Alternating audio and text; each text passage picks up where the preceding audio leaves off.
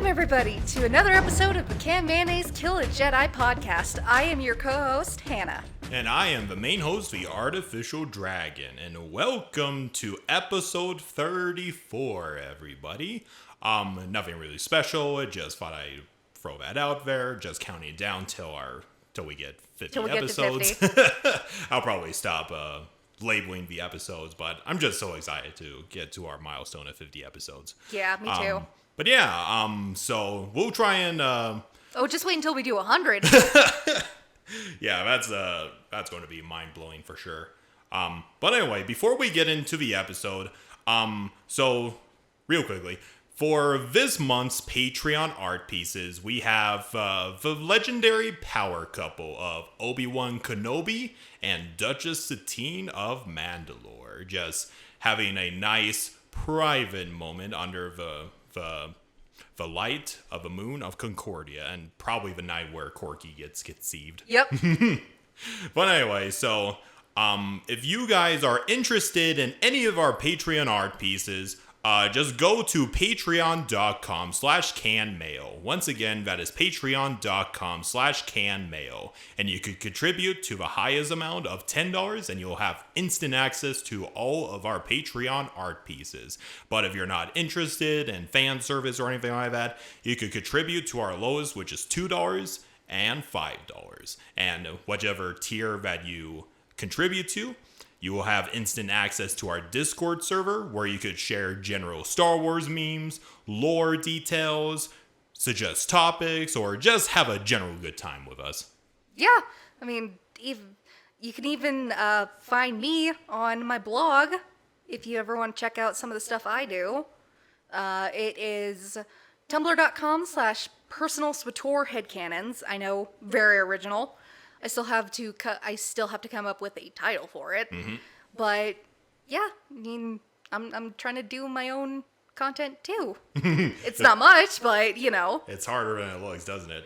A little bit. Just a bit. But, you know, feel free to check it out. Send me asks.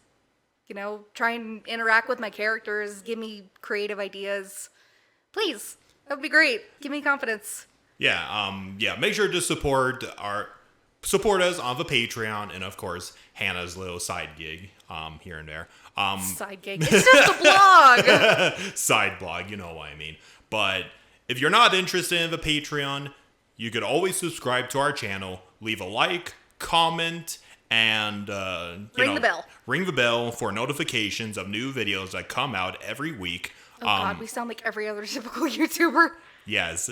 I am very self-aware of that right now, Hannah. But it does help with the YouTube algorithm, as we all know with how YouTube is sometimes. Yes, very true. It is the unfortunate truth. But like most people who, want to, throw their content out there, you gotta do what you gotta do. Ain't that the truth? But anyway, plugs and shameless promotions aside, we all know what today's episode is going to be about. We're talking about Queen Amidala. Queen Amidala, probably one of the most recognizable female characters in all of Star Wars, right next to Princess Leia. And maybe Rey. Maybe. That's why I said maybe. As you heard from my palpable I don't Leia really. Leia and Padme, definitely. Rey, yeah, definitely.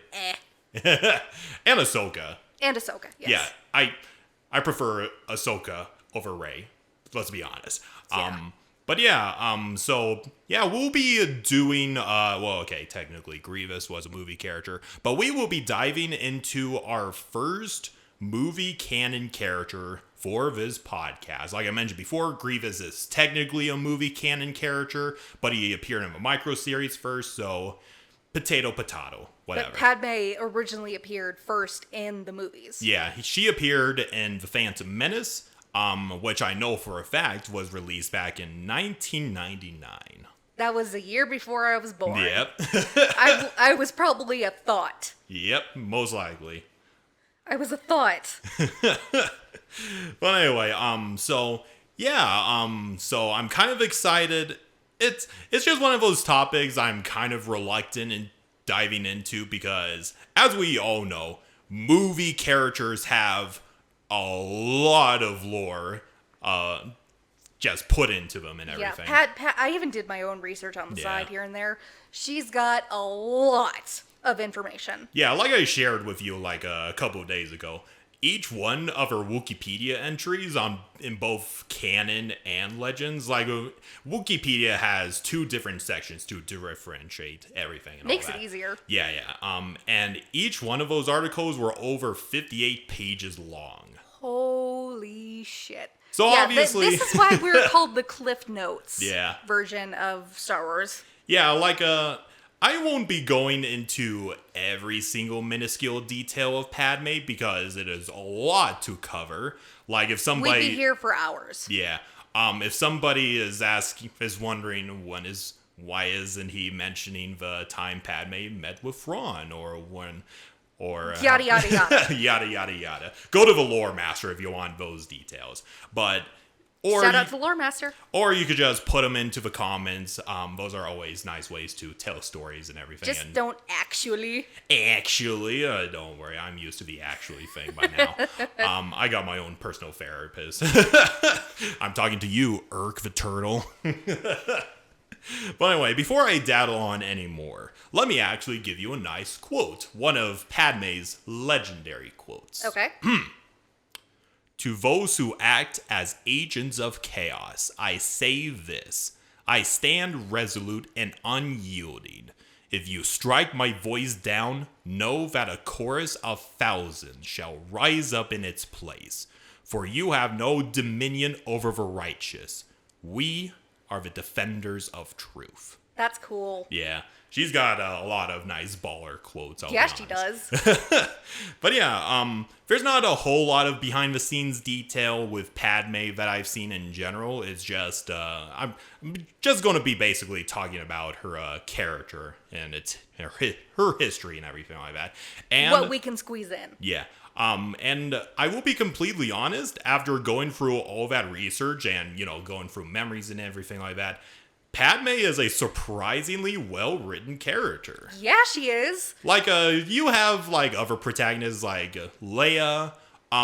She's well-written in her own right, but, Padme, she has a lot more depth, if that makes any sense. Yeah, she's got a lot more depth. And, yeah, there's a good reason why, she's such a significant legacy character in Star Wars. I mean, she is definitely a woman you want to look up to. She's a perfect female role model for little girls. Oh, absolutely. Now, that's why I want to, if I ever have kids or introduce my nieces and nephews to Star Wars, I will. Oh, absolutely. I think I remember a TikTok video a while ago where somebody asked, how big of a fan are you in Star Wars? And his mom just films herself and she says, Padme, yes? Oh, that's so cute! Yeah, there are those hardcore fans out there, just to let everybody sense. know. But anyway, before I diddle on, Padme, this is one of the reasons why the sequel trilogy kind of dropped the ball in general. Like, Padme, Leia, Ahsoka, they are all well-written characters. They are. They did not capture that lightning strike twice with characters like Rey and Rose. Yeah. That is the unfortunate thing, but it's something that we have to live with, unfortunately. It's like, okay, I'm making a food analogy because I'm hungry. Yeah. But, my Nana once said she tasted miso soup, and she said it tasted like a brown paper bag. Yeah. Padme, Ahsoka, and Leia are like a gourmet sushi spread out. Yeah. Rose and Rey is miso soup. Which is... They're bland. I mean, that kind of makes me a little bit sad because I actually like miso soup. I love traditional Japanese dishes and everything like that, but I guess opinions are different. and I reckon that the Japanese have the secret of making a good miso soup. Oh, that was the analogy I just thought of. Yeah. Or you could have gone with crumpets again like we did with dirge. Yeah, true. Well, anyway, before we do any comparisons with food again, so Padme Amidala, she is obviously born on the mid-rim world of Naboo. Very friggin' obvious. Well, no shit. She was... Amidala was actually not her last name. Yep. Her last name was Naberi. Yep. Nabre, however you pronounce it. Naberi. Naberi. I heard a lot of different pronunciations, and the most common one I heard was Naberi. So Yep. I'm going to go with that. So she was born at around 46 years before the Battle of Yavin. So this is like directly 14 years before the blockade of Naboo and everything. Yeah, because, she's 14. When she became queen, yeah. In the Phantom Menace. Yeah. So she was the youngest daughter of Ruwei and Jabo Fu Nibre. And is the little sister of Sola Nibre. Most of these characters are not really relevant, just, It's their sad family. that they weren't included in the movies. There's Yeah. a deleted scene where she meets her family on Naboo, Yep. but it got cut. That sucks. Yeah. As with most things in cinema, they got a cut time. I know. We mentioned this last episode. Yeah, exactly. And as a child, Padme grew up in an isolated mountain village where her parents would teach her the virtues of self-sacrifice and caring for the socially weak. That's cool. Like, as we mentioned before in the Naboo episode, there's like a total of 2 classes. Like, there's the normal class, and then there's the aristocrats. The nobles and everything. I would reckon that Padme, I don't see her family being nobles. They're just normal people, basically. Yeah, makes sense. Yeah. They're just commoners. Her father, I'm not sure if you watched this certain episode of the Clone Wars. Why am I not speaking English today? Her father actually makes friends with this Rodian named Anaconda Far, who is Uncle the senator. Ono. Yeah, Uncle Ono. So you have watched that episode. I've seen. Oh yeah, no. Yeah, okay, I know. He's what in episode. multiple episodes. He is in multiple episodes. Yeah, he's like the uncle figure throughout Padme's life and everything. Well, I mean, she calls him uncle. Yeah. That is basically her mentor before Pretty she much. ever met Mina Bonteri. Yeah. And like you said before, Uncle Ono and all that It stuff. just makes it easier to say. Yeah, it is. And eventually she and her family would move out of their humble little mountain village and move to the capital of Theed. Mm-hmm. And while there, she would attend the best schools Naboo had to offer, and would occasionally enjoy class retreats to Naboo's Lake Country, which That's cool. is what she talked about with Anakin when they were together and everything. Mm-hmm. She would bake cookies and cake almost every day. So she was apparently a very good cook and everything. So she can cook. That's cool. Yeah. No wonder Anakin loved her. Bitch, get in the kitchen. But anyway. Don't promote sexism. Yeah, exactly. That's just a joke. That's just a joke. Don't cancel me. Anyway, she would also travel with her father as a volunteer of a refugee relief movement to Okay. basically do a lot of humanitarian movements. I was here going to and say, this is where she gets her humanitarian side from. there. Yeah. She's very humanitarian. Yeah, there's this one particularly sad, noble yet sad story, where she would go to a world called I'm probably going to butcher this, Sadabi Baran, which is a world within the Outer Rim that sun is slowly dying out and about to implode. Oof. And Padme would be one of the many volunteers that would help evacuate the native populations of the planet and bring its native populations to other worlds in hopes of preventing their extinction. Unfortunately, though, the race, they can't exactly survive for very long off of their own home planet. That sucks. Yeah, because that sun that is about to go supernova provides a particular radiation that would help produce vital enzymes that allowed the species to live to begin with. Oof. Either way, they're fucked. Oh, absolutely. And due to this, the native species couldn't live on any world, and there's no other planet that has similar conditions to this world. Oof. Yeah, And Double whammy. very double whammy. Like, there were numerous Republic efforts to, like, replicate it synthetically, but they weren't able to do it in time. And at the last moment, the last option the Republic offered was to basically put them into cryostasis until they found a cure and everything. But the race decided, no, even though we are dying out and we appreciate the help that you're giving us, that if we will die with our planet, because we will stop being the race that we are if we go anywhere else. Yeah. Yeah, it's kind of a unfortunate story. Right in the field. The first of many tragedies that Padme would have in her, I wouldn't say long life, but... Not long at all. But point is... Her life. Yeah, in her huge life, let's just say. Okay. But yeah, then aside from volunteers and all that, she would eventually enter the Legislative Youth Program, which is basically a galaxy-wide organization that is devoted to the education of the youth across the galaxy. That's cool. Yeah. It was basically kind of like encouraging the youth to engage in public services and everything like that. And for Padme, during her time in the youth program, she would eventually come across this young man by the name of Paleo. And the both of them engaged in a relatively innocent relationship and everything like that. Yeah, puppy love. Yeah, puppy love. And but unfortunately, their destinies would drive them apart. Like, Paolo wanted to engage art, while Padme wanted to engage politics. Yeah, that happens. Yeah. One of the many potential relationships that she had previously, but due to her personal goals and devotion to the people, she was forced to not engage in these relationships. But anyway, Amidala would eventually join the apprentice legislator, and we become a full apprentice legislator by 11. Basically, Wow. she was becoming an apprentice senator, that sort of thing. Wow.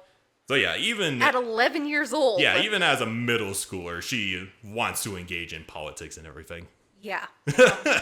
Yeah, she's definitely got more cojones than I do, because I know I wouldn't have been interested in politics at that age. Hell, at that age, I think I was still into Justin Bieber. Yeah, fair enough. Yes, I used to be a Justin Bieber fan. Shut up.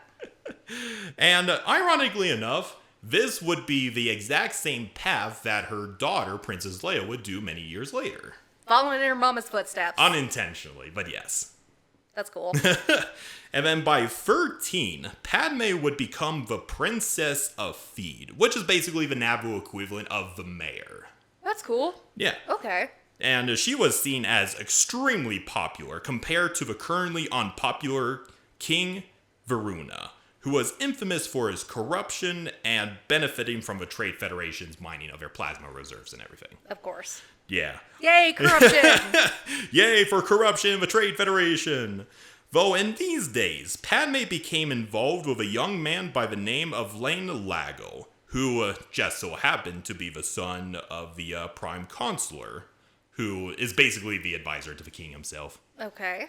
And both of them would fall in love, like, average puppy dog love again, like as most young loves go, they would do everything together. And, they would even make out in the corner over there. Unfortunately, the Prime Consular kind of found out about this little relationship that his son had with basically the king's rival and everything. And he threatened that if he did not break off his relationship with Padme, he would disown him forever. Oof. And That's a tough choice. Yeah. Even though Ian was, accepting of that because fuck you, Dad. Exactly. Unfortunately, though, the king would, so there was a scandal that happened recently, and the king got abdicated, and Padme was chosen as the successor of the king. That's cool. And, okay, I gotta show you a picture of her coronation, because it looks really cool. But yeah, there's this little comic which explores Padme's background and everything, and Ian Lago, yeah, you see that. She still looks like a grown woman. Oh yeah, she absolutely does. She ages well. Yeah, she does. But anyway, so Ian was kind of desperate because he absolutely legitimately loved Padme, and becoming the queen, she has responsibilities to the people and most likely won't have the time for personal relationships anymore. And Ian was like, please don't do this, Padme. I love you. And Padme, even though she may have legitimately loved the young man, she will always remember the times that they spent together and everything. She devoted her heart to her people the very moment she left her mountain village. Look what happens like 15, 20 years later. Well, we're not at that point yet. But yeah, it just gives you a nice little perspective of how much Padme was willing to sacrifice at that age. Yeah, true. Like For a 14-year-old. Pretty much. Yeah, she became the queen of Naboo at 14. And like she's much more mature than you and I are.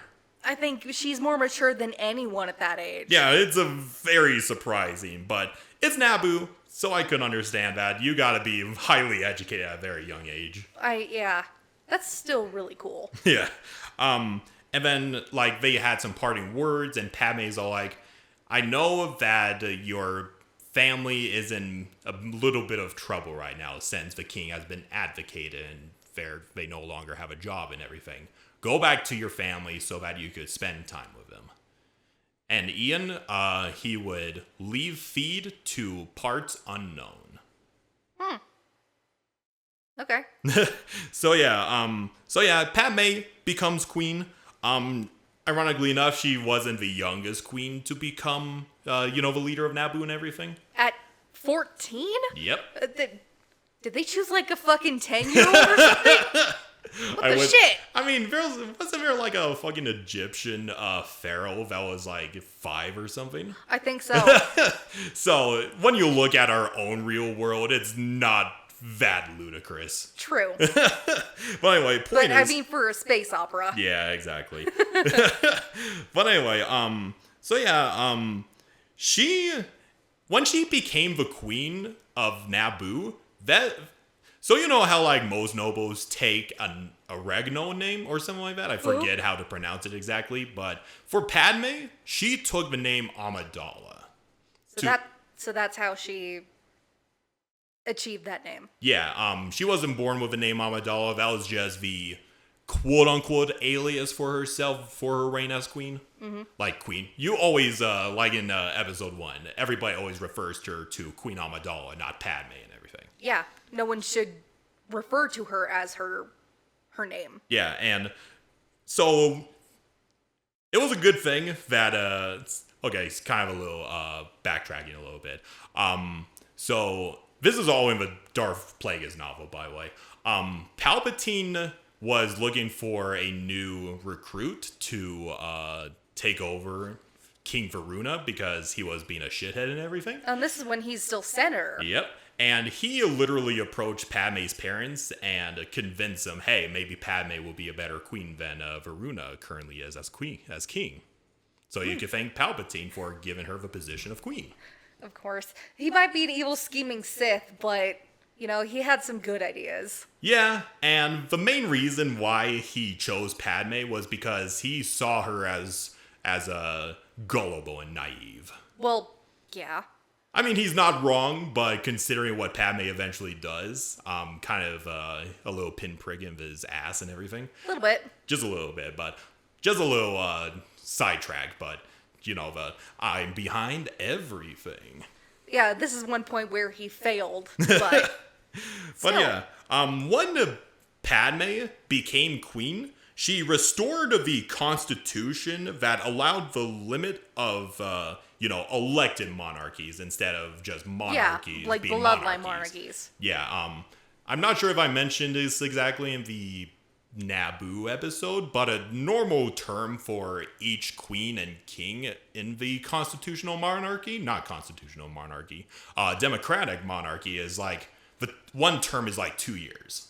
Okay, so wow, that's shorter than our president. Oh yeah, exactly. Okay. Yeah, I had to remind myself because I was like, How long is a term for I can't remember Naboo? if we talked about that. No, we did not. But we know their terms, but much shorter than the king and not the king, the president, goddammit. Okay. So, yeah, she restored that original constitution that was taken, rid away by the original king so long ago in Naboo's history. And then, not long after the coronation ceremony, Padme would inspect her newly appointed royal guards and even had dinner with Captain Panaka. And they just had a nice little discussions of security detail and all that stuff, like what would be a good idea. And Padme came up with the idea of restoring the handmaidens. I did research about this. Yeah. This is pretty cool. Yeah, because her idea is that even though the Naboo are a bunch of pacifists and everything like that, she is still aware that there will be people that want to, push back against her and trying to assassinate her. And she's fucking smart. Yeah, and as much as she does not like, sacrificing human shields and everything like that, it is kind of a practical philosophy behind it. And Panaka readily agreed. So they went out to recruit numerous, younger women that had similar body structures, similar faces and everything, like true body doubles and everything like that. They did this really well in the movies too. Because when I was a kid, I could not tell Keira Knightley from Natalie Portman. Oh yeah, absolutely. If you look it fooled children. It could fool anybody else, especially with the makeup. Yeah, like if you look at this picture right there, Natalie Portman and Keira Knightley, they look identical. Oh yeah, they look damn near identical. Yeah. A nice little behind the scenes fact.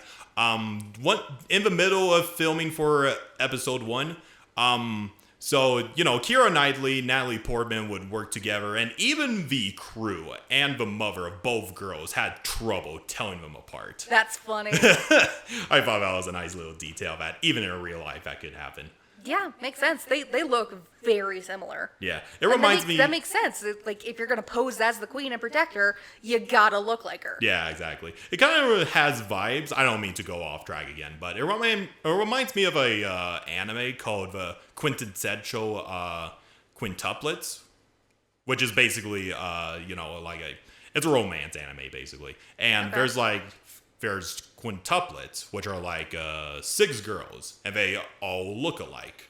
And the only way people can differentiate them is their different hairstyles and everything. Oh, cool. So that gives me those kinds of vibes. But anyway, moving on. Insert the Homer gif. No. I think it's more accurate to say weeb. I was about to say weeb. Yeah. That Homer meme is also pretty accurate too. Anyway, so she's going through all these interviews, and essentially the main body double is Sabe, who's Sabe. I always do the mispronunciations, but Sabe would be. I wouldn't say they are the closest of friends, but she is the closest to Sabe out of all the other handmaidens because I saw that in my research. Yeah.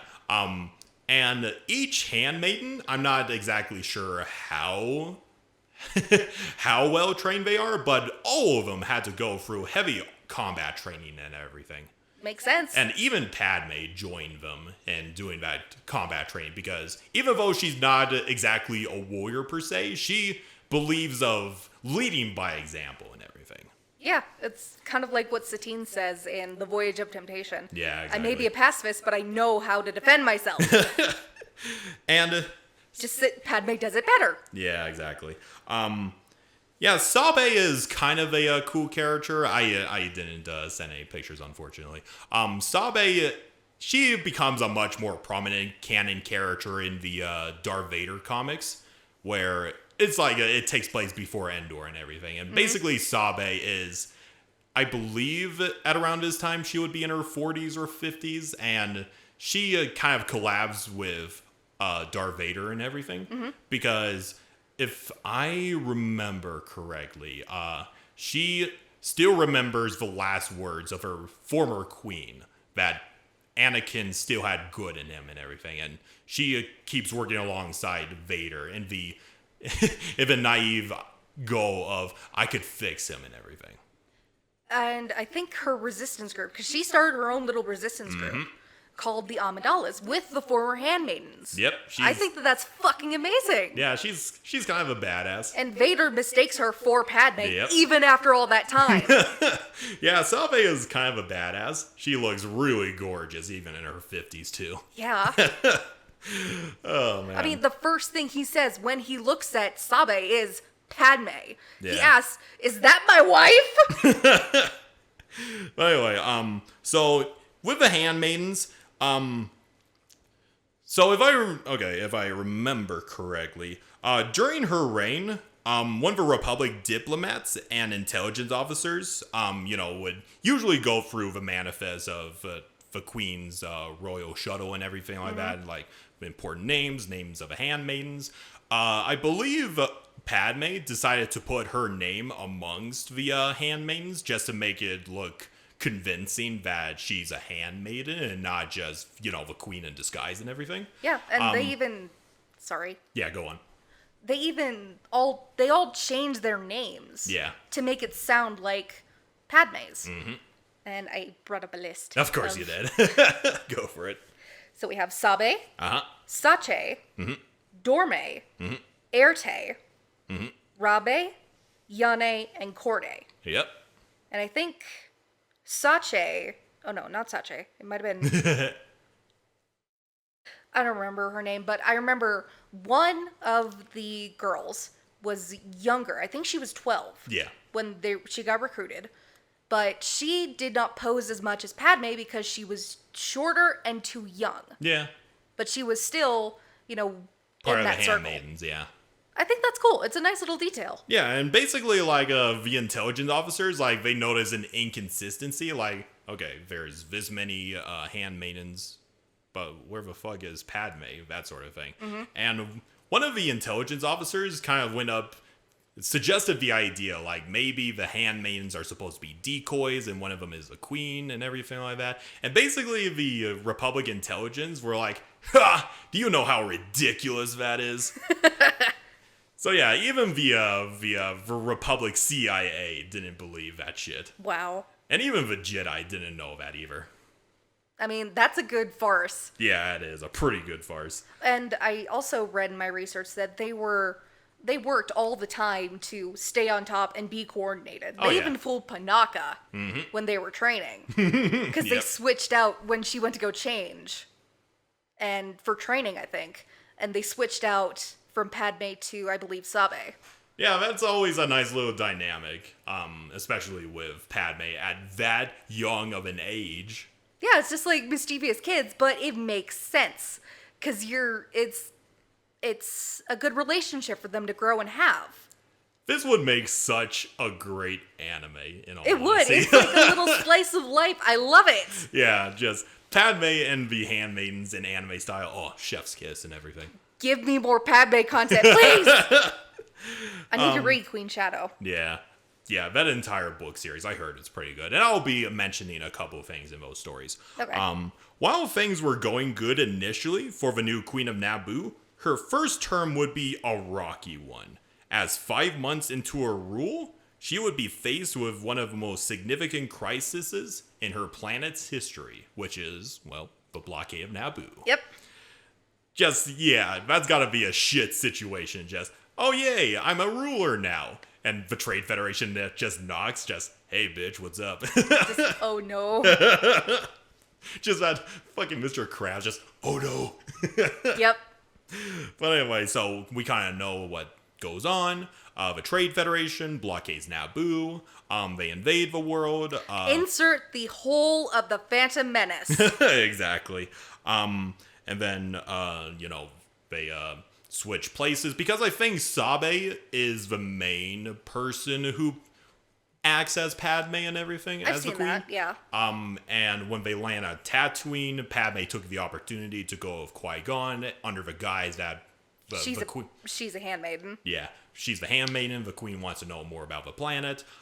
She eventually meets up with a young slave boy, Anakin Skywalker, who asks him, "Hey, are you an angel from Iego?" Blah blah blah. And initially, Padme's first impressions on Anakin was that she saw him as an amusing young boy. Well, yeah, he's 9. Yeah, 5 years his junior, or her junior, my bad. But she did admit that he is a very knowledgeable kid for her age. Which is, considering how knowledgeable Padme is at 14, that says a lot. Yeah, I mean, Anakin was a smart kid. Yeah, he's a pretty smart kid, yeah. He was not dumb by any means. I mean, he was just not emotionally mature. Oh, absolutely. Like, he salvaged and rebuilt to C-3PO, which is pretty goddamn impressive for a kid of his age. Yeah.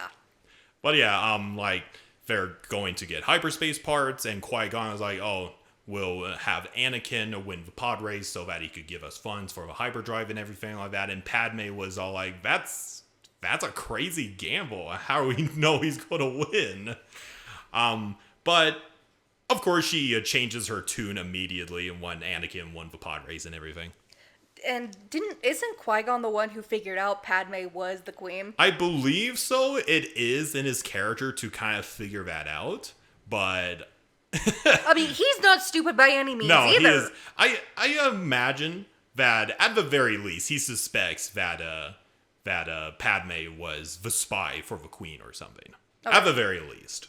Okay. But anyway, so, Anakin goes with them to Coruscant to be checked out by the Jedi and everything. And they have that little bonding moment as we saw in the movie. And, okay, I forgot to add this little detail, but as a queen, after her, in her first busy day as a queen, Padme would go to her room and use her private communicator to finally talk to her parents for the very first time. Wow. Because she knows as a queen, she's never going to see her parents for a good while. That's sad. Yeah, but she, even though she put up the facade of being this mature and resolute queen, privately to her parents on that very first night after she got elected queen, she was excited. She was ecstatic. She was like an ecstatic little girl. Yeah, that's exactly. cute. It is very cute. And anyway, back to now. She kind of sympathizes with Anakin because he's never going to see his mom again, going to pursue a purpose greater than he realizes, basically in the same boat as Padme at this point. So then she's now the queen of Naboo, and the very being of her planet is now in her hands. Yeah. Yeah, like, no pressure. Yeah, no pressure. No pressure. So yeah, they like bonded a little bit, and of course Anakin gave him that little trinket that he carved from the tree. Yeah, carved from the tree. And Padme would see the Tatooine episode for that. Yeah, Tatooine episode. That Padme would keep on her person throughout her entire life and until the day she died. Yep, she was buried with it. Mm-hmm. You could see it in the funeral scene. Yeah, I absolutely love that scene. I love that detail. But anyway, it's a very sad scene. It is a very sad scene. But anyway, we'll get there when we get there. So anyway, she goes to Coruscant. And with, she's advised by Palpatine, the senator of her planet and everything. And she trusts Palpatine because, he's the expert of what goes on in the Senate. And, Padme's trying to plead like, hey, my planet is being invaded by the Trade Federation. We need somebody to go stop them or something like that. Send a peacekeeping force. But many of the senators... Many of them, that are in cahoots with the Trade Federation, was like, this is outrageous. This is incredible. Maybe we should send a survey team to see what's actually going on at Naboo. Just stalling for time and making all of these outrageous demands and everything. New Gunray. Yeah. And there's that great scene from Phantom Menace, which I do applaud nowadays, where Palpatine's all like, oh, the bureaucracy, the corruption, nothing's going to get done as long as all the Republic senators are corrupt, and the Chancellor will have to give in to their demands, blah, blah, blah, blah, blah. And that's one reason why Finis Valorum was replaced by Palpatine. Yep. He wasn't rising to the occasion. Yeah. And Padme decided, I make a vote of no confidence for the Supreme Chancellor, because she kind of realizes that Chancellor Valorum was basically in the way of making sure that her planet, gets liberated and everything. Just a bunch of bureaucratic layering and everything. Yeah. But of course, she was manipulated by Palpatine to get him into a position of power. Of course, because he's the one always pulling the fucking strings. And remember when I said that he picked Padme because he saw her as young and naive? Mm-hmm. That's the very reason why he picked her. Yeah.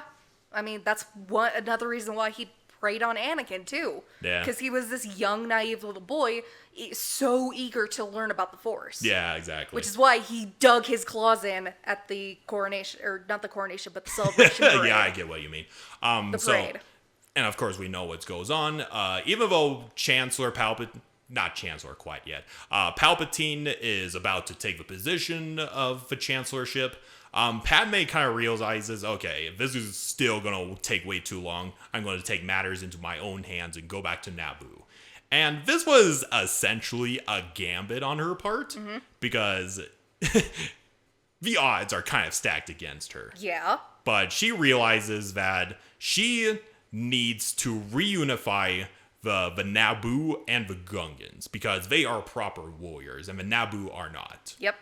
So she, with the help of Jar Jar, of course, she approaches Boss Nuss, who is the leader, that fat fucker and everything. Yep.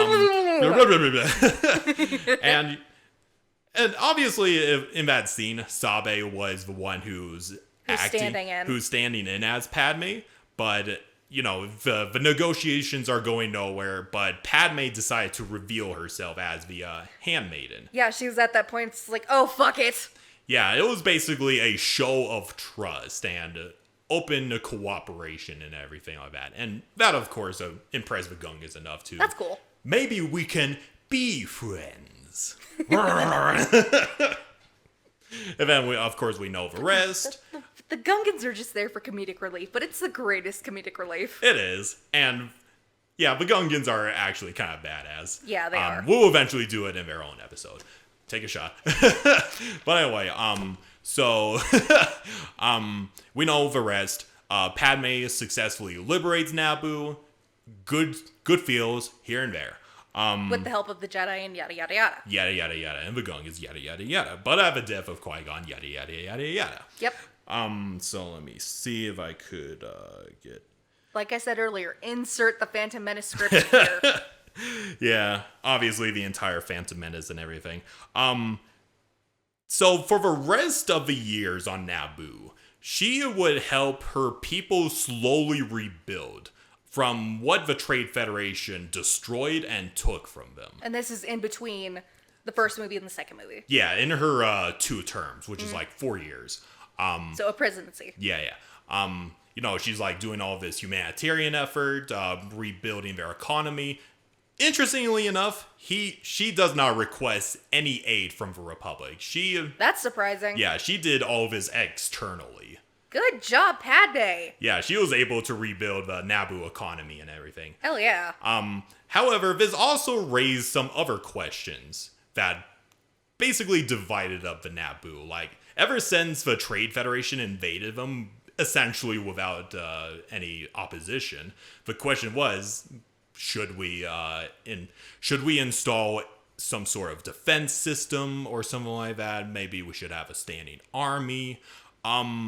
It was a huge divide because obviously the conservatives want to remain as pacifists, but the other side obviously don't want to get invaded again. Yeah, makes sense.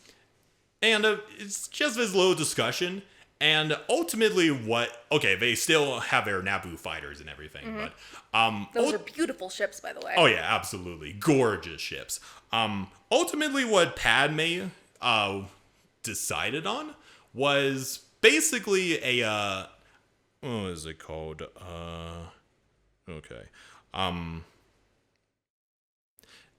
She decided to install a weapon called an ion post, which is basically a gigantic ion bomb. It's an EMP. Yeah, it's an EMP. basically, it's a defense measure where everything in feed just gets shut down by this electromagnetic pulse and everything, but everybody inside the palace will be fine. That's cool. It's just, hey, if droids attack again, no. Yeah, exactly. Just the big middle finger. Yep.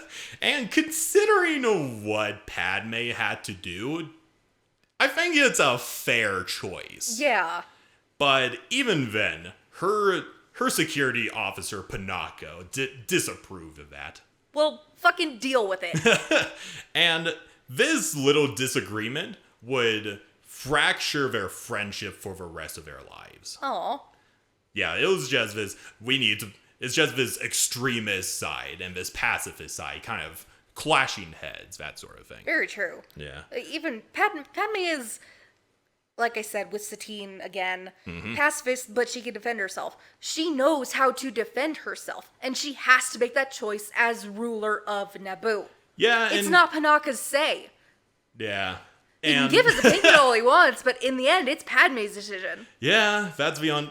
I mean, I wouldn't say that's the unfortunate thing. I think what Padme did was reasonable, given Very reasonable. given the circumstances and political climate. It's not like she is like setting off a nuclear bomb. Yeah. All she is doing is setting off something that can deactivate droids. And electronic devices and all that stuff. Yeah, that's not as bad as taking hundreds of lives of a battalion. Yeah, yeah. Like I said, fair. It's a fair middle ground, so to Yeah. speak. But to add, I wouldn't say insult to injury, but even her parents didn't like that decision. Because they're kind of the conservative kinds, like weapons of any kind, big no-no. Yeah, I get that, but still, they need some kind of defense. Yeah, yeah. We saw how bad the Trade Federation was gonna do. Yeah, exactly. Padme knew what to do to stop it, and if this is the measure she has to take, so fucking be it. Yeah. Don't mean to go back, but I thought this was a nice little detail. Every year following the invasion, citizens of Naboo would hold a memorial for all those that have fallen in their defense of their planet. And even Amidala herself lit a stick of incense for Qui-Gon in general for his sacrifice. Aw, that's sweet. It is really sweet. So she highly respected Qui-Gon. Oh, absolutely. And I do believe, so she's kind of aware. Like, obviously she saw Darth Maul and everything, just, what's up, bitch? I think she was personally approached by Master Yoda to basically keep the existence of a Sith hush-hush. Really? Yep. Wow. And Padme did. It wasn't even Padme. I mean, everyone in that party saw Maul. Yeah. But it was still, okay, go off and do that. we'll deal with the Sith. Yeah, exactly. But yeah, just don't speak of anything you must. Exactly.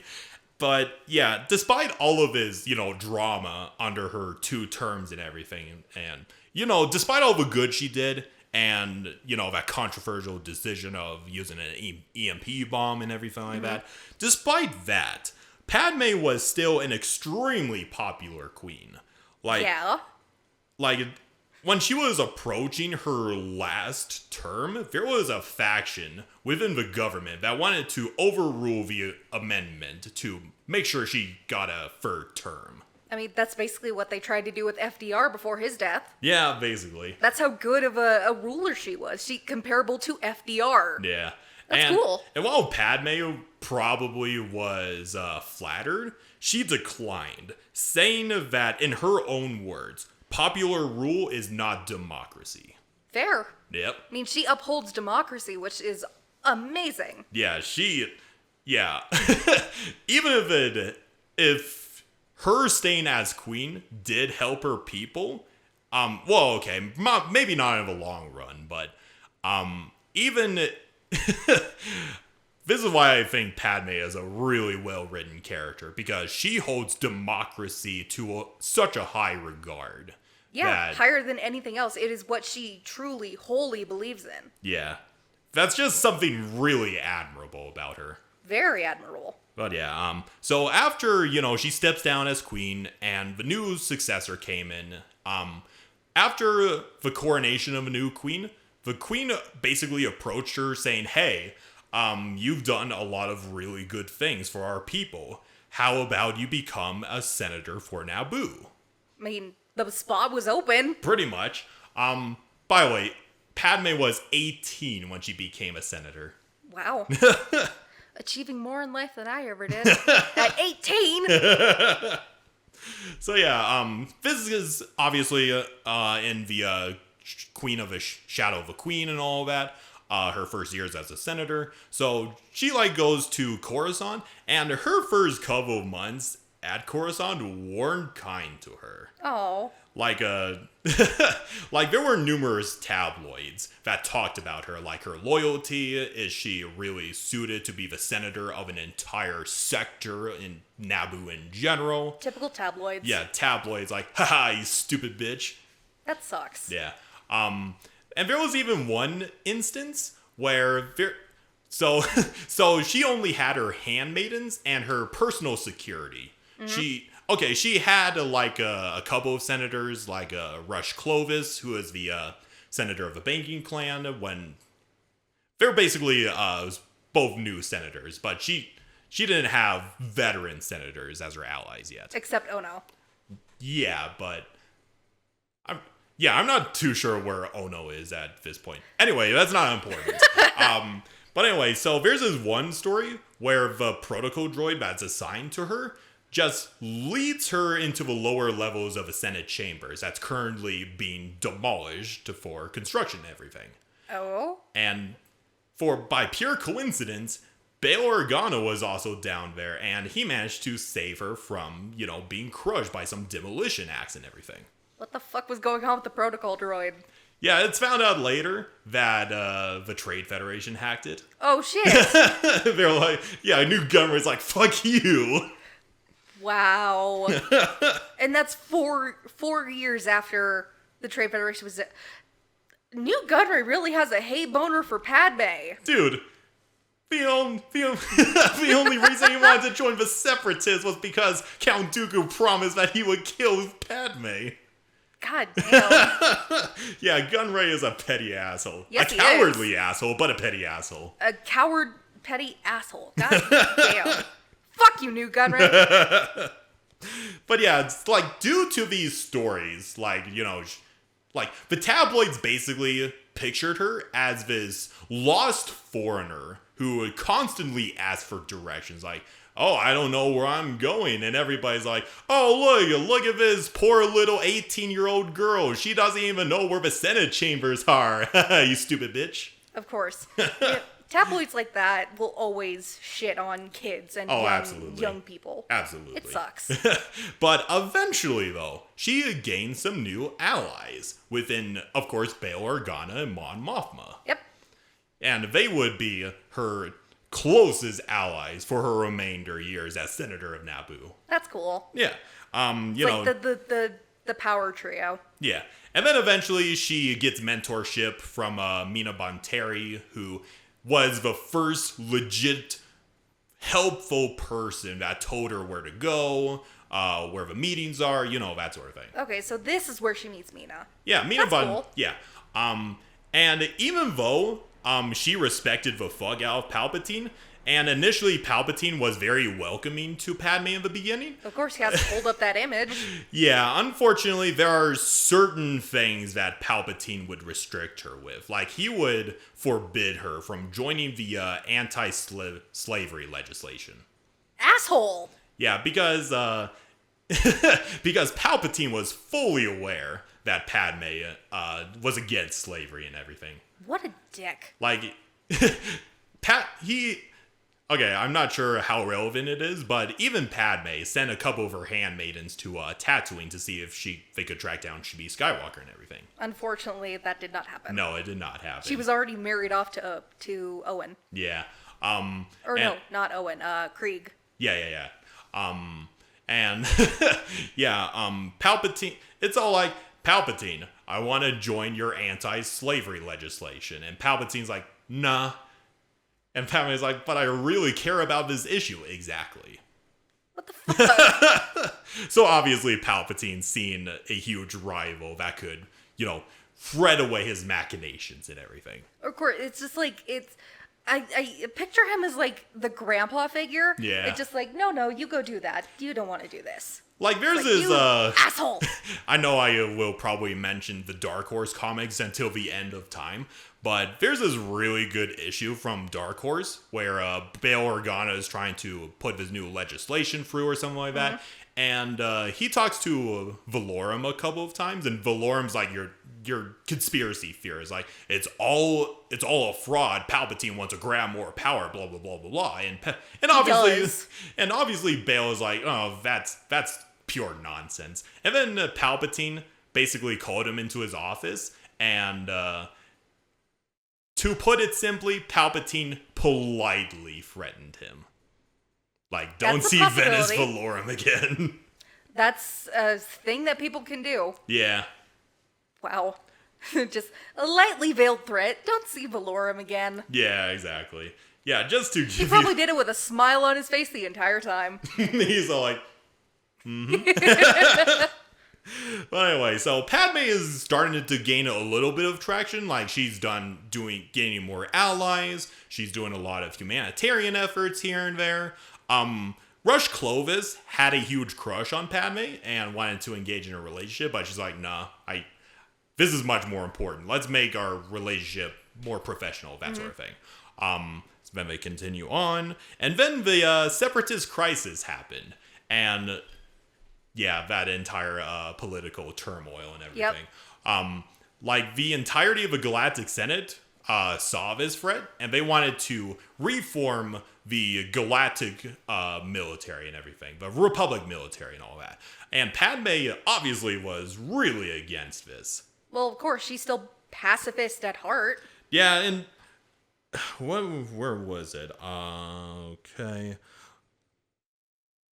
So basically, she believed, this is her own personal belief, she believed that signaling violence would only invite more violence. Which is a fair... it's a fair view. It's a fair view to look upon it, but considering it's Palpatine, it's going to happen regardless. Yeah. But of course she doesn't know that. Like, during the Separatist crisis, she would actually do a lot of speeches across numerous Republic planets. And, you know, she's like doing these speeches like, hey, oppose this bill to create the Republic Army and everything. And it's kind of controversial too, because in her speeches, she kind of implies that, let's see if I could find it. She kind of implies that anybody who supported the bill for creating a Republic military were basically cowards. Oof. Like, claiming that warfare was created by cowardice and that true bravery was to forego easy answers and find peaceful solutions. That is kind of what Liel believes in. Yeah. This inevitably led to criticism, especially from veterans of the Stark Hyperspace War. Yeah, probably a lot of criticism. Yeah, and many of these veterans would point out, like, oh, you believe that soldiers are cowards, are you? Well, what about all the brave Gungans that fought for you? What about all the brave security forces on your planet that fought for you? Are they cowards? Oof. Obviously, it's a twist of words, but you can see where they're coming from. That is unfortunately the reality of politics. Yeah, you're always going to have someone who will twist your words and try and use them against you. But you could obviously see why they would lash out in that fashion. I obviously see why. Yeah. But I can see Padme's point too. Yeah. Padme... It's just that she used the wrong word in calling them cowards. Yeah, exactly. You're a great character, Padme, but... But nobody's perfect. Yeah, exactly. You know? Anyway. But anyway, so on the eve of the vote of the Military Creation Act, which is, you know, the opening of the clone... Attack of the Clones, everything, where, you know, her ship blows up in an assassination attempt. She switches with one of her handmaidens. She was a pilot. And publicly, she suspected that the assassination attempt was from the opposition that wanted to push through the military act. But privately, she suspected that Count Dooku was behind the assassination. Of course. But of course, the Jedi were like, no way Dooku would do that. But they would be wrong. Again. And of course, this is like 22 BBY, exactly 10 years after the blockade of Naboo. And due to all these assassination attempts, the risk of somebody, killing Padme because of, her opposition to the Military Creation Act, this would be when the Jedi Council assigned Obi-Wan and Anakin to protect her ass.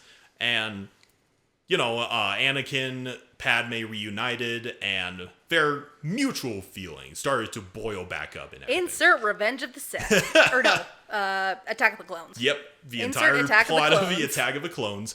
And, Sam Wizell tried to kill her, failed, realized that they'll need to go undercover, go back to Naboo, obviously as refugees instead of her luxurious yacht and everything. Also, when I was doing research for this, there was an entry that basically said, if you look at this refugee uniform that Padme is wearing, she is specifically wearing clothing that the people wore in the Thousand Moon system. Really? Yeah, I looked into it further. It unfortunately isn't IEGO. It's just another That's still cool, though. Yeah, it's just another system that just happens to have the same name as the Thousand Moons. That's still a reference, and Yeah. I like it. That's cool. I mean, it kind of looks like the diathem we see in the Clone Wars. Yeah, just a little bit. Just a little bit, Just but a still. little bit. Then we know the entire plot of Attack of the Clones. They stay on Naboo. They're, doing these romantic feelings and everything. And Padme kind of told Anakin, like, even though I have feelings for you, you're a Jedi and I am a senator. We need to stick to our duties and everything. That didn't happen, obviously. Point is, if it was left to its own devices, it would have just been another relationship that Padme left behind, another suitor that she left behind. But as fate would have it, it would not be that way. Nope. So they go to Tatooine because Anakin's having his visions of his mother dying, blah, blah, blah, blah, blah. I'm just trying to wrap through this really quickly. The entire plot, go on Geonosis. Padme, proclaims her love to Anakin because she believed she was going to die in the Yeah, she thought she was gonna die. Yeah. Went out like a friggin' badass, though, in all honesty. Yeah, she did. Fortunately, she did not die. And then we know the rest. So, right after, because when I was doing research, I almost forgot about this little thing. So, in between, after, their duel with Dooku and the marriage scene, so basically, Anakin, Obi-Wan, and Padme were taken straight back to Coruscant, to the Jedi Temple, to be healed by the Jedi healers and everything. Yeah. And Padme's injuries were the most minor compared to, Anakin losing his arm. Or his hand. Well, okay, his hand. Still, ow. Like, Padme, she basically wanted to see Anakin. Like, she, stormed into the healing chambers, demanding to see Anakin. And the healers were like, just calm down, calm the fuck down. Jesus Christ. And she finally left when Obi-Wan, who was very heavily injured, got off of his table and told her to leave. Wow. It just, Padme, fuck off! And a little bit, this is all, by the way, this is all expanded upon in the novel called Star Wars Wild Space, which is basically an extension on more scenes and everything like that. That's cool. Yeah. And I think this dives into the beginnings of a relationship between Anakin and the Jedi Council, suspecting that they have a relationship. Anyway, so a little bit later, she goes to her apartment. Obi-Wan comes as a guest, basically to tell her, hey, I know that you and Anakin have romantic feelings, and I want you to break it off, basically. Yeah, I mean... Let me read you a direct passage from the book. His face was pale. His clear blue eyes darkened with difficult emotions. The point is there can be no hope for anything but a civil cordiality between you and Anakin, Senator. He has made a commitment to the Jedi Order. His life is with us. To dream otherwise is folly. She felt a shimmer of rage in her blood, like heat haze dancing on the Tatooine desert. I do not know what you're talking about. Don't take me for a fool, Padme, he snapped. Of course you do. He has feelings for you, strong feelings that cloud his judgment and make him disobedient to the Order. Are you going to pretend you don't have similar feelings for him? My feelings are my own affair, not when they involve the Jedi. Breathing harshly, they glared at each other. If she could see pain in him, surely he could see it in her too. Oof. This is why you came, she whispered, to tell me I must forget Anakin? I came because I was told to, Obi-Wan replied after a moment, and because I'm trying to protect him and you, though I don't expect you to believe that. But Padme, he dropped to the edge of the seat again, touched his fingertips to her knee. It's true. You must know that to pursue this any further will only lead to heartbreak for the both of you. If you do love Anakin, you must let him go. He can't love you and be a Jedi. And he was born to be a Jedi. He has a destiny greater than you or I can imagine. If he is not free to pursue it, a great many people may pay a dreadful price. Is that what you want? She blinked rapidly, banishing tears. And do you love him so little you would have him condemned to a lifetime of loneliness, all in the name of some prophecy not a one of your precious Jedi Council can say for certain is true? I could see both sides. I'll finish it off real quickly. Again, Obi-Wan stood, and this time he walked away. If I did not love him, he said, his voice unsteady, his back turned, I would not be here now. She leapt to her feet. Then I think you and I define love very differently. I will never do anything to hurt Anakin. Can you say the same, Obi-Wan? He swung around, his eyes blazing. That's a stupid, childish thing to say. Ooh. Wow, they actually argued. Yep. I didn't. Oh, wow. I would love to read that fucking novel one of these days. Me too. Yeah, it's so good from what I've heard. I mean, we see clearly that Obi-Wan loves Anakin. He Yep. even said it himself in episode 3. Mm-hmm. But, you know, it is a different kind of love. Yeah. Padme loves him because, you know... She saw a kindred soul in Anakin. Yeah, she saw a kindred soul in him. That is the... He called her an angel. Yep. You know, that's the highest compliment anybody can give. Oh, absolutely. But she fell in love with him because of who he is. Yeah. It just sucks that she still loved him after the dark path he went on. But on Obi-Wan's side, that is his little brother. Yeah. You know, he loves him because it is also his apprentice. He is teaching him in the Force. Yeah. Yeah. It just adds so much depth for both of them as characters. Oh, yeah. And then obviously the conversation goes on. Obi-Wan tells her to break it off. And Padme was all like, okay, I will break it off. But I request that I break it off with him privately. I want him to escort me back to Naboo. And Obi-Wan's like, okay, I'll let you do that. Or, spoiler warning, that didn't happen. Yeah. That was basically a Chad move by Padme to lie directly to Obi-Wan. And she got away with it. Yep, she got away with that. Anyway. So yeah, they have their marriage ceremony, with the only witnesses being R2 and C-3PO. And That's a good way to circumvent the requirement of a witness. And obviously there's like a priest, saying the vows and everything. And the priest is not really relevant in this, but the only other recorded evidence that the marriage actually happened was through a scroll with their names and everything. Mm-hmm. And it was just gathering up dust in the church, the Naboo church and all that. Until it was stumbled upon by Padme's old head of security, Panaka. Wow. And Panaka found out, And he told Palpatine about it. Of course. Fuck you, Panaka.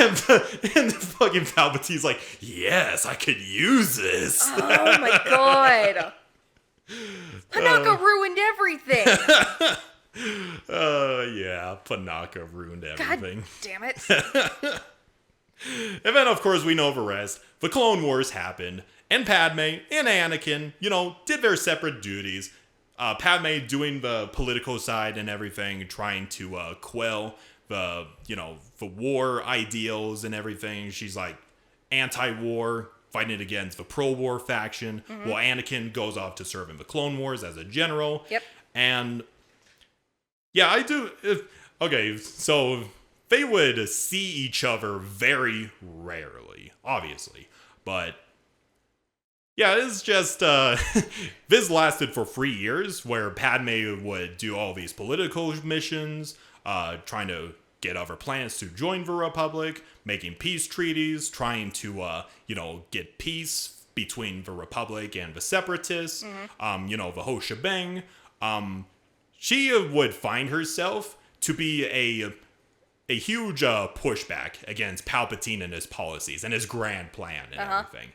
Like, you remember that one episode where Padme was against the bill, where they would get a huge, sum from the banking clan, but it would bankrupt the Republic in general? Yeah, when she gives a speech about the poor people and how, they don't have water, they don't have lights, et cetera, et cetera. Yeah, and, Palpatine privately said that, isn't it remarkable that one could have all the power in the galaxy, but the voice of a single senator can sway the minds of millions? Wasn't that when he decided that she should die? Oh, absolutely. Okay. Yeah, and let me see if I could. And of course, she has her own a couple missions here and there, like her old friend Uncle Ono. His people were suffering from pirates, and the Republic were doing nothing. So he approached the Separatists. Newt Gunray realized that he's close friends with Padme, used him as bait to draw in Padme, and afterwards, Uncle Ono realized that this is not the right way to go, and decided to rejoin the Republic again. And then, Padme has been doing a lot of good, but she sees a lot more tragedy in these short 3 years more than anything else. And somewhere in between those 3 years, or more close to the third year, the twins were conceived. Yeah, about to be. Let me see. Like, you remember that Senator Rush Clovis I mentioned earlier? So long story short, Rush Clovis, the banking clan, were financing droid factories and everything. Padme served the Jedi, went undercover to, get close to Clovis, give the information that was needed, blah, blah, blah, blah, blah. And there's an entire... Anakin's jealous. Yeah, Anakin was jealous. And then, I'll go that entire thing with the banking clan in general later. But point is, she has seen a lot of shit, even if she wasn't directly on the front lines. Oh yeah, she's seen a lot. And of course, the political corruption that kept happening in the Galactic Center. Like, Anakin was fighting on the front lines, while Padme was fighting within the heart of a Republic itself. That's just as well as the battlefield as what's Anakin facing. Oh, absolutely. It does involve blasters and everything, but that's for a different application. I mean, words are just as important as blasters. Oh, absolutely. And Holy crap, that's a lot of notes. Oh, absolutely. I'm just going through a good amount of them. Sorry, we are on a time crunch. But this kind of leads up to the final year of the Clone Wars. So Palpatine and the Republic is slowly kind of degrading into this imperialist faction instead of a democracy that the Republic once was. Yeah, this is the rise of the Galactic Empire. Yeah, and Padme kind of realized this. And she was especially disgusted when there was this new legislation called the Sector Governance Decree, which basically gave Palpatine the power to pick any individual to basically govern an entire sector of space. Like, no democracy. Palpatine just picks somebody as a puppet, basically. Yeah. Which is, if you don't recall, this is the precursor to the Moffs and everything. Ah, that sounds like it. Yeah, so, okay, cool. Yeah, basically Moffs, I'm not sure if they fulfill the same role as the Sith Empire, but the Moffs are basically like governors of entire sectors of space and everything. Yeah. Yeah, it's the same role for the Galactic Empire and everything. And she was disgusted with this. And she was approached by Bail Organa and Mon Mothma to lead this new legislation. It's called the Delegation of 2000. There goes the light of the flame of the Republic. Yep. So basically, Or the rebellion. Yeah. Just the foundations of the rebellion and all that. The Delegation of 2000, if it wasn't obvious, it was essentially made up of 2,000 legislators. I'm not sure if it's specifically like people in government or senators or something like that, but essentially these guys were like, wanted Palpatine to return emergency powers to the Senate and everything. And they made the Petition of 2000, which was basically a bill that had 2,000 signatures on it, which basically said, hey, Palpatine, return your emergency powers and stop the governance decree and all of his bullshit. Okay, before I go into that, so the Battle of Coruscant happens, of course. Padme, even though she was pregnant at this time, she herself personally led the evacuation of the Senate apartment complex and everything. Wow. And when she was being escorted by Shaak Ti to the bunkers and everything, she is still proved combat capable as she shot down several droid fighters. That's brave for a pregnant woman. Yeah, she is a fucking badass. Yeah. And then, of course, we know Varese. She meets up with Anakin, tells him about the twins, blah, blah, blah, blah, blah. And in these last couple of days, it was kind of becoming very tense. Because Anakin was experiencing visions of Padme dying at childbirth. And Anakin became much closer to Chancellor Palpatine, becoming the personal representative of the Jedi Council and everything. And Padme was kind of desperate in getting democracy back on track. And she would try and push Anakin to tell Chancellor Palpatine personally to hey, let things go back to democracy. And obviously this created a huge rift between the two. Oof. And Palpatine obviously capitalized on that. Of course he did. Because he was sowing the ideas of doubt within Anakin. You are the great hero of a republic. I don't think your wife appreciates that too much. And then he also is stoking the fire of the dark side, saying, "Oh, I know how to save your wife." Yep, obviously. And then she witnesses the Order 66 at the Jedi Temple and everything, and then the meeting with all the senators and Palpatine as he declares this new order of Galactic Empire. She does that legendary line with thunderous applause. That's such a good line. It is such a good line. And Bail Organa and most of her allies, including Padme herself, wanted to vocally oppose this new rule. But she realized that if she did that, because during the middle of his speech and everything, all of the delegates of 2,000 were being gathered together because Palpatine basically called them all traitors. Oh, they're gonna get killed. And public execution. Yeah, and Padme convinced Bail Organa and Mon Mothma to basically keep silent and distance themselves from the delegation of 2,000. Uh-oh. I mean, obviously... That's smart on her move, but still, that sucks for the rest of them. Yeah, and then we kind of know the rest. She goes to Mustafar. She tries to convince Anakin, gets force choked for her efforts. And then he's just left there. And then after the most epic battle in the entirety of the Star Wars universe, Obi-Wan picks up Padme, brings her back to Polis Massa to get looked at and all that. I gotta point this out real quickly because a lot of people like to meme, how can you die how could you lose the will to live and everything like that? Yeah.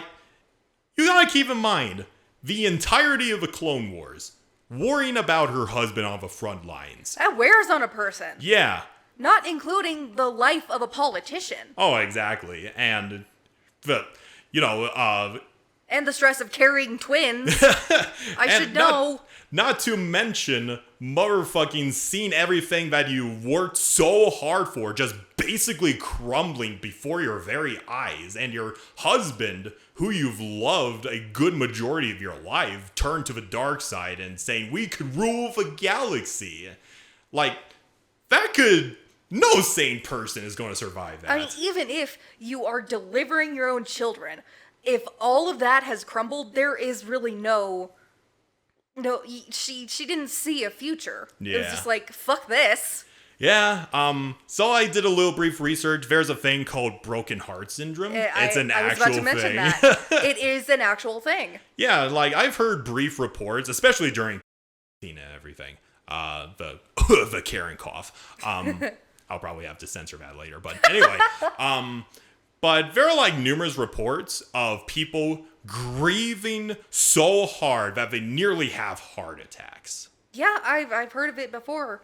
It's very sad. Yeah, like I think Carrie Fisher's mother died of a broken heart. I was gonna say, yes, Debbie Reynolds did die of a broken heart after. It could be. Died. I think it was like a stroke or something, but you get the point. But that's still, it's still your heart. Yeah. Losing someone who is that important to you, it can have a physical effect.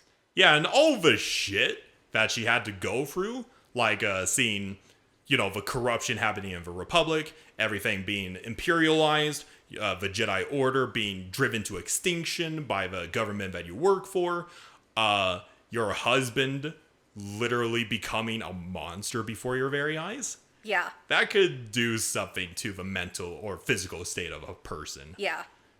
But despite that, she was brought to Poz Massa, and she stayed alive for 2 days to make sure that her twins, gave birth to her twins and everything. So that was a long labor. Yep.